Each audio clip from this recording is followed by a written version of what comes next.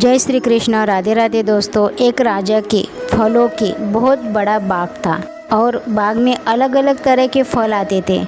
बाग का माली रोज़ राजा को ताज़े फल लेकर जाता था और एक टोकरी में भर कर लेके जाता था। एक दिन की बात है, नारियल, अमरूद और अंगूर पक गए थे। सेवक ने सोचा कि राजा के लिए मैं आज कौन से फल लेके जाऊँ। राजा को अच्छा लगे तो वो सोचने लगा। सोचते सोचते उसके मन में आया कि चलो आज अंगूर ही लेके जाता हूँ। तो टोकरी में भरकर वो राजा के पास लेके पहुँच गया। सेवक ने अंगूर की टोकरी राजा के सामने रख दी। राजा उस राज्य की समस्याओं की वजह से बहुत चिंतित थे। सेवक की वही बैठा था। राजा सोचते सोचते टोकरी में से एक एक अंगूर उठाता और खाता और कुछ सेवक के ऊपर फेंक रहा था।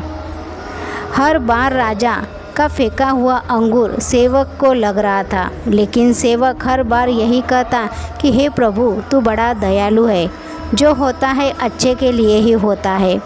कुछ देर बाद राजा का ध्यान सेवक पर गया। वो बोल रहा था, प्रभु तू बड़ा ही दयालु है, जो होता है अच्छे के लिए ही होता है।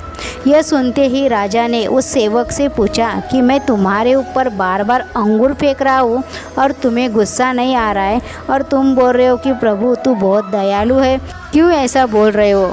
सेवक बोला कि राजन, आज हमारे बाग में नारियल, अमरूद और अंगूर 3 फल पके थे।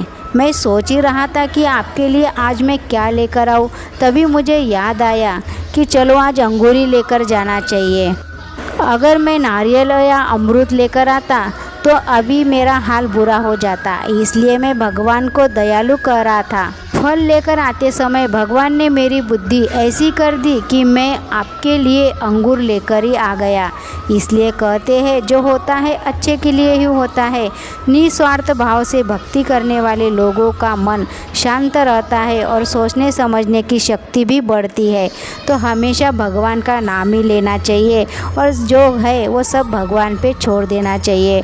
परमेश्वर बड़ा दयालु है, वो कभी अपने बच्चों के साथ गलत नहीं करता।